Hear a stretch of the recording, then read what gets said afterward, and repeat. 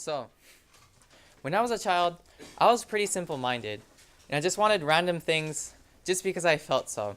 But I was really insistent on what I wanted, not because of any particular reason, but just because I felt so. So, this one time, I really liked canned oranges. Like, you don't really see them in America, but there's a lot of places in Japan have them. And there's one place called Amika, a supermarket in Japan. They have like the best canned oranges, and it's just so good. So then one time I went there with my uncle, and basically we were gonna go buy some other food, but I didn't remember any of the other food except for canned oranges. It's just like, it's so good. So then anyways, we went there, and I kept on asking for canned oranges, right? I'm like, can I have canned oranges? Can I have canned oranges? And my uncle was saying, no, we already have like 2 cans in our house already. Like, we don't need any more. So then afterwards, after pestering my uncle over and over, I flailed on my back and started waving my arm around saying, I want oranges! And then, as you might be able to know, I got no oranges. It's pretty sad. And also, I got into a lot of trouble. Plus, every single time there's a family reunion, they mention it as like the legend of Amika, so it's just like never gonna leave me. And then, as you can see, I had insistent characteristics ever since I was young. And this kind of characteristic helped me through times where I had to persist and keep on going, but also caused me a lot of trouble later on in my life as well. So when I was around 10, my father introduced me into running because previously I do a lot of sports, including soccer, kendo, tennis, and a bunch of other things. And I didn't really particularly like anything, but I was just doing it for fun. But at that time, I was just being really lazy. And again, this weird, just don't want to really do anything. And I just want to be insistent on what I want. So I just kind of quit a lot of my sports. And I was just like, oh, I just don't want to do anything, Dad. But then my dad wanted me to go run, so he would wake me up in the morning like 6:30 or a.m. or something like that. And be like, come on, Ken, we gotta go run. I'm like, no, I want to go to sleep. Like, please. But then my dad was really insistent. But then I was also persistent as well. But then he was a lot more like continuous on trying to get me run. So then at a certain point, he just started like throwing clocks at me. He was like, come on, wake up. And I was like, okay, I'll go. And then from then I started running. And initially I didn't really like running because I was just forced. Again, there wasn't really a particular reason why. I just didn't like it just because it was forced and such. But at the same time, at that point in my life, I didn't really feel like I was worth that much because I didn't really have anything that was particularly good at. And I felt like my ability to run was the only thing that could give value to me. So if I was running, I didn't like running, so I was unhappy, and I kind of hated myself. And if I didn't go running, then I kind of hate myself because I think that I'm lowering my own value. So I was kind of stuck in a self-hatred spiral, and it was just kind of bad. And this kind of thinking is similar to something called herd morality, as stated in the Genealogy of Morals by Nietzsche, who is a famous German philosopher. And basically, in a really simple terms, what it means to be a herd moralist is to focus on more of the negative parts rather than the positive parts. So you'll also being rather envious in order to improve, just so that you can have people see that you're better than what they think you are at the moment, was similar to my mindset.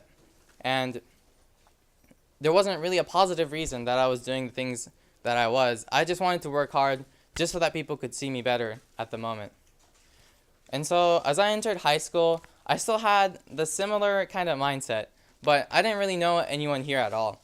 And I really knew that my mindset and this morality was problematic, so I knew I had to change it, but just didn't have enough of the courage or the reasons to change it yet at this moment. So I basically wore a mask of what I wanted to be, and most of the time it worked because people wouldn't really see through my mask, and there were a few people who did see through, and then those people criticized me and tried to fix me on what I should have done before. But I couldn't at that moment because still, I wasn't brave enough. And then afterwards, so then afterwards, so then afterwards, I even didn't know that I had a mask on, and I started believing that I didn't have these problems, even though I did. And that was pretty problematic. But then, thankfully, I met someone that could finally trust, in fully, and in turn, I could finally trust myself too. And then from there, I could also trust other people as well.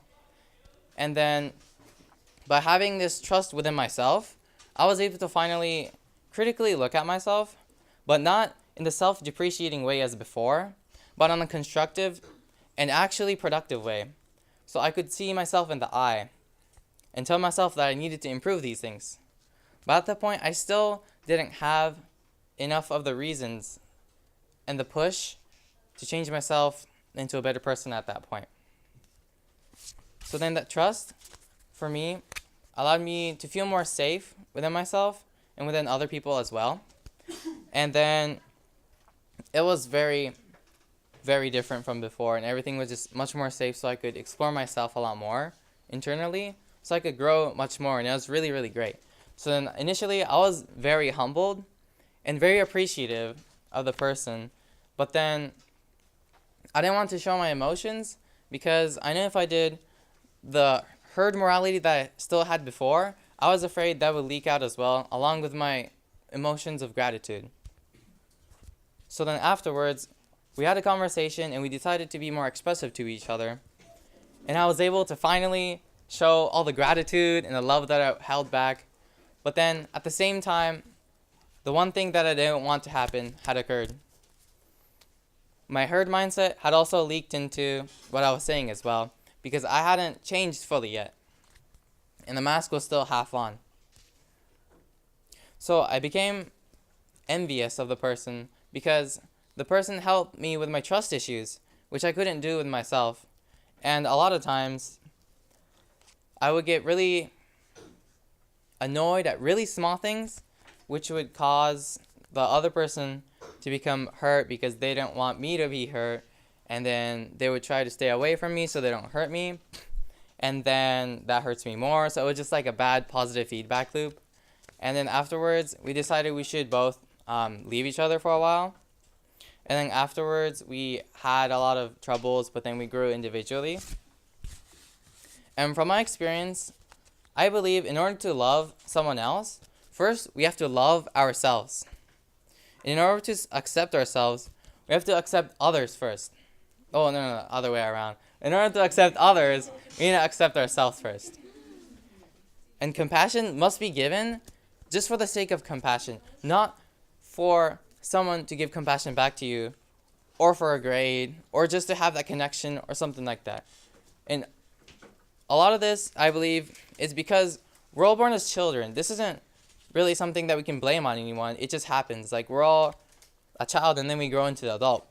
And when we're born as a child, what happens is we have the unconditional love of our parents, but we don't know how they give it to us and all the struggles that they go through. And we are only on the receiving side. And I believe in order to be more mindful of each other and to be more nicer to each other, because in life there's so many troubles that everyone goes through. It's really crazy. Like, I always talk with my friends about this, but it's really crazy how everyone has their own problem that they're dealing with. And we should really focus on helping each other, even though it seems a lot more easier to just ignore them or not do anything or just lash out.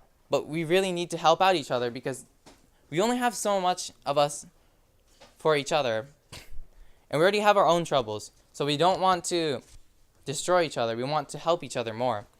So by being in a more parental view of love rather than the child view, I believe we can be more mindful of each other and make our society at least a bit better. Yeah. So since I was unable to love myself at that point, I wasn't able to properly love other people. So then it didn't really work out with a lot of people So, as in my parents and my brothers and my friends. So then my failures to express myself, since I couldn't love myself yet, I couldn't love others, and I couldn't accept others because I couldn't accept myself yet. So then this caused a lot of stress, and a lot of times I would break down, oftentimes, especially in high school, because that's when I actually began more conscious of my actions and trying to actually improve, but also struggling against not being able to improve because I still didn't have the push to get me through and actually do what I had to do. So finally, by having a repercussion of destroying something that I dearly loved, I finally had a reason that I really had to change. And I had to change because I didn't want to hurt any more people, and I didn't want to cause another unnecessary destruction that I didn't want to produce. So, oftentimes on Asian culture, there's a focus on the societal harmony, while in the American culture, there's a lot more focus on the self-harmony or more towards self-appreciation. So through my experiences, I believe we need both the American and the Asian perspectives of appreciation, since I'm also half white and half Asian as well. So then what we must do, and what I believe, is we should appreciate ourselves to mitigate any unnecessary pain unless there is a valid criticism that we can grow upon. However, we must also be mindful of others and how we affect them, while keeping in mind these two important statements. We should have our final objective of our life that we should remember should be to improve our surroundings and ourselves while utilizing whatever skills we have, whether it be somewhat minuscule or at least it might seem so, even if it's just running or you like to do doodles or you like to do filming or anything, because any small thing can help anyone as long as you work toward it. And although it seemed too late for me to repent for my mistakes, the people I affected had large enough hearts to accept my shortcomings. And continuously working towards the self and societal growth is what we should focus on, instead of other topics such as future colleges, gossips, romance, and a lot of other things that we have going on in our lives. So remember that we need to root ourselves. Similar to a tree, we need to figure out ourselves first. We need to love ourselves, we need to appreciate ourselves, and then put the roots in. And then afterwards, when we start loving ourselves and appreciating ourselves, we're going to start building out the trunk. And after we're ready and we have everything set down, the branches should come out, the leaves should fall, and then there should be fruits of success, romance, or whatever you want. Let's focus on what's really important instead of wavering into the herd. And remember that a tree without a trunk is just a log. Thank you.